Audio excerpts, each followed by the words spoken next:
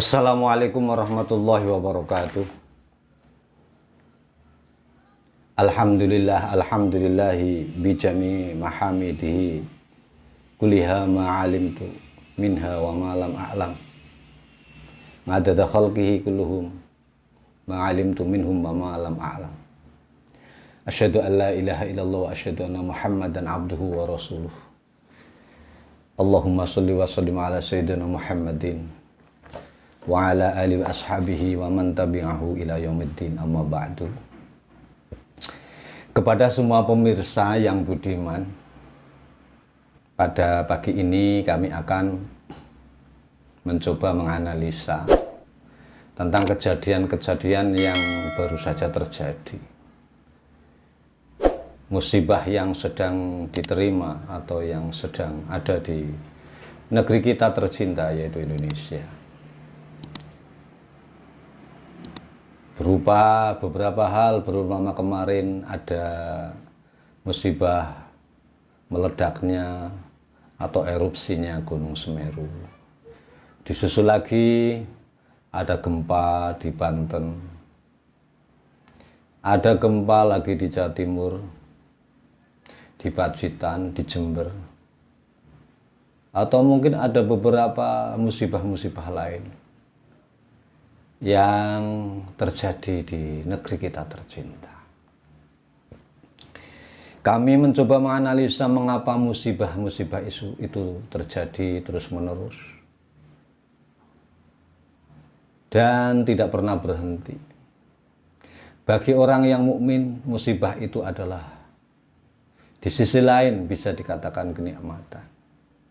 Kenikmatan apa? Karena menguji kesabaran seseorang mukmin, sejauh mana, sebesar apa orang mukmin menghadapi musibah yang sedang ditimpakan kepada mereka atau kepada orang-orang.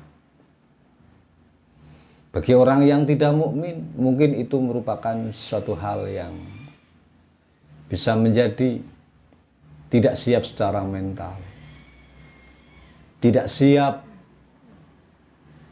secara jiwa, ataupun apapun namanya. Jadi kalau kita kembali kepada akidah kita, bahwa segala sesuatu yang terjadi di atas muka bumi, ataupun yang terjadi di seluruh alam semesta, itu tidak terlepas dari tangan Allah, dari kehendak Allah. Itulah yang disebut dengan sunatullah.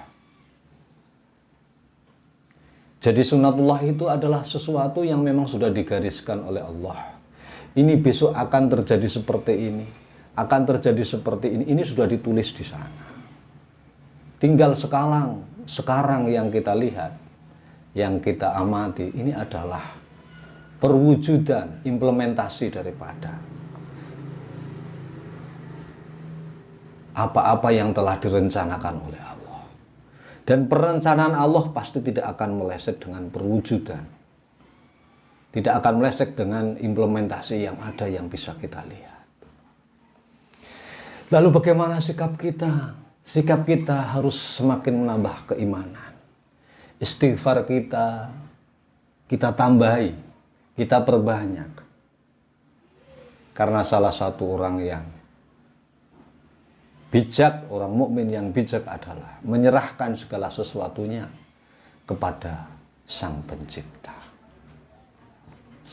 Para pemirsa dan para penonton yang berbahagia, kami mencoba menganalisa beberapa ayat Al-Quran. Setidaknya ada 3 hal musibah ataupun apa saja yang ditimpakan atau yang diwujudkan oleh Allah di sekitar kita. Yang pertama, musibah diturunkan oleh Allah itu pasti ada hikmahnya. Salah satu hikmahnya karena manusia itu tidak mau, tidak peduli, tidak mau memperingatkan kepada orang-orang yang berbuat zalim, orang-orang yang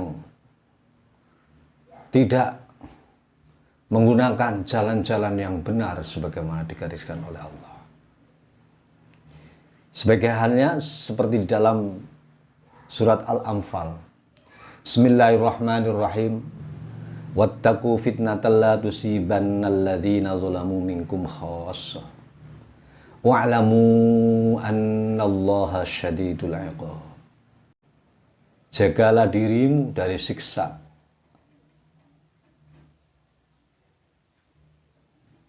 siksaan Allah.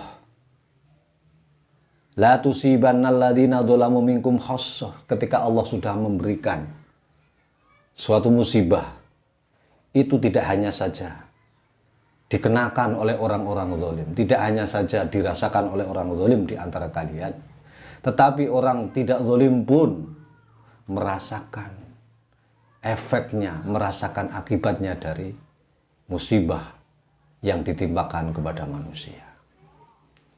Maka wa'lamu annallaha syadidul 'iqab. Ketahuilah bahwa Allah itu maha besar, maha pedih siksaannya. Dari ayat ini sudah jelas. Salah satu alasan bahasa kita manusia ya, alasan Allah itu mungkin memberikan musibah itu karena banyak orang-orang zalim. Orang-orang yang tidak bertanggung jawab dengan kezalimannya, dia memperlakukan orang lain semena-mena. Apa-apa yang dia lakukan dianggap itu suatu pembenaran. Padahal mungkin secara undang-undang, secara aturan, secara norma tidak betul. Tetapi mereka tetap nekat dengan perlakuan, dengan apa yang dia lakukan. Nah, ketika ada orang-orang seperti ini, hendaknya kita mau dan peduli bisa mengingatkan kepada orang-orang yang berbuat zalim. Hukum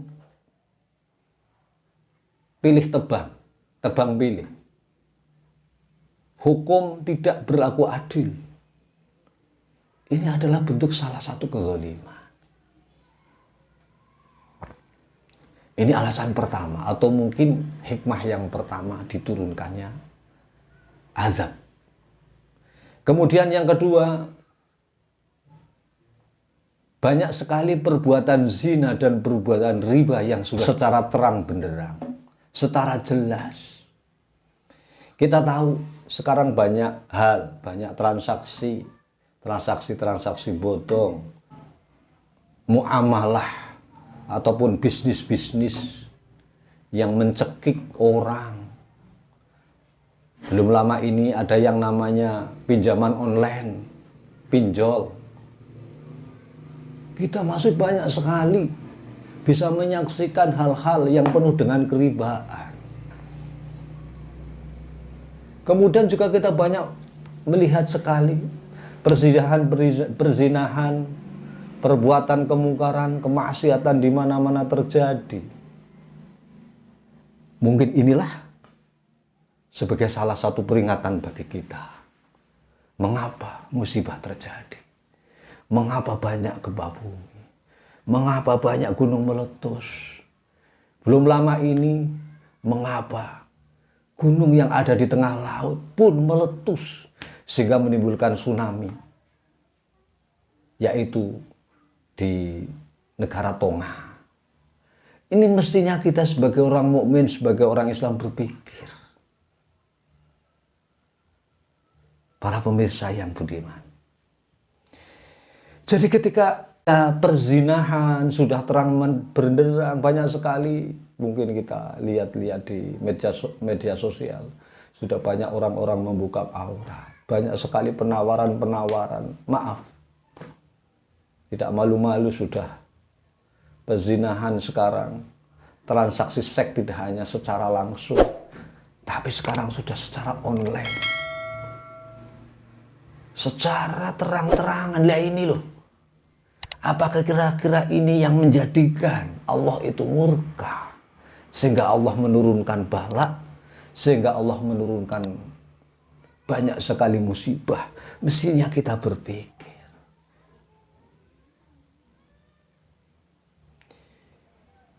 para pemirsa dan para pecinta kajian Islam yang berbahagia,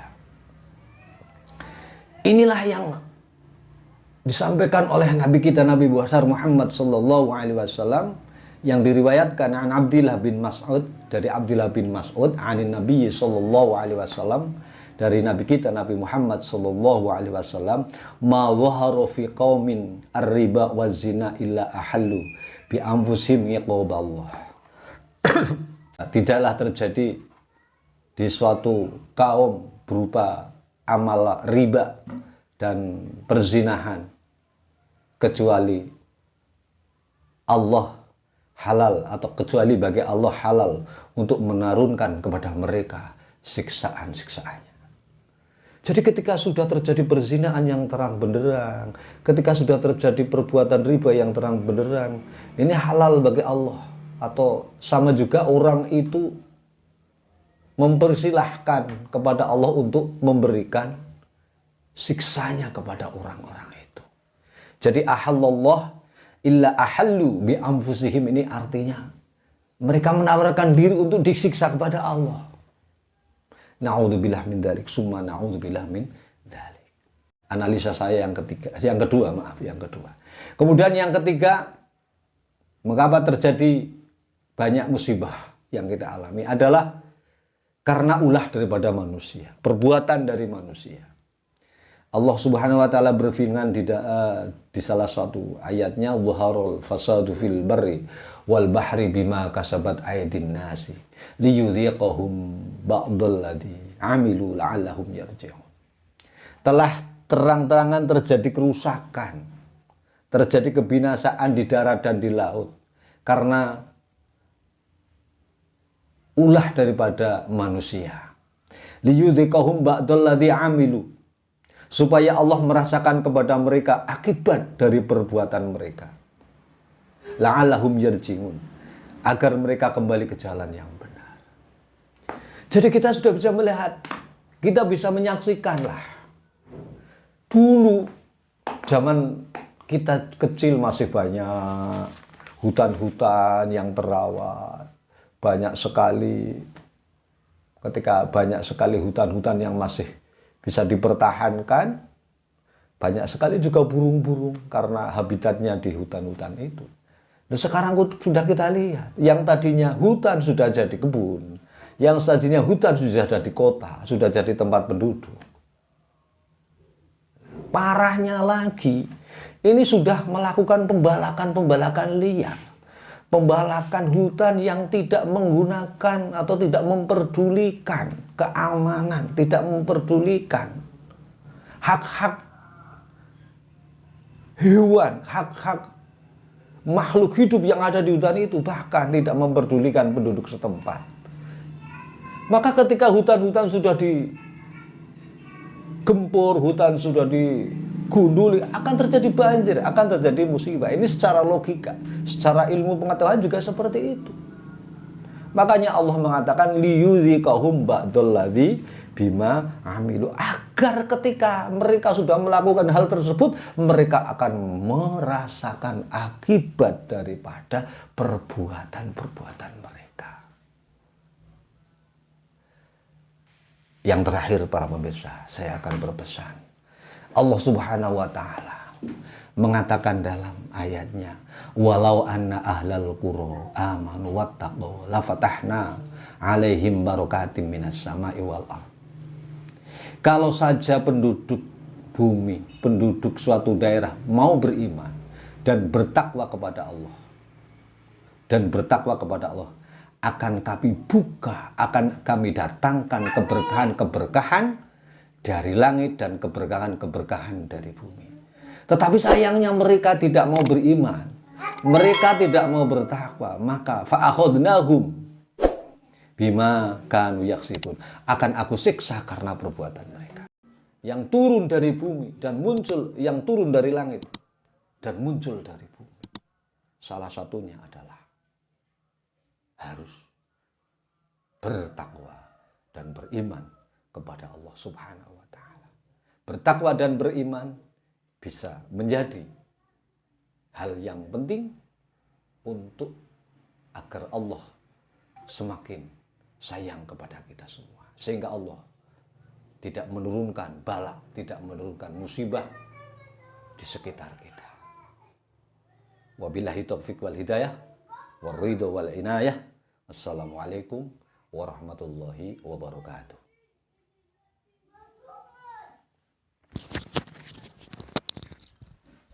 Wes Jid, balik nama ning Jid. Jid, balik nama ning.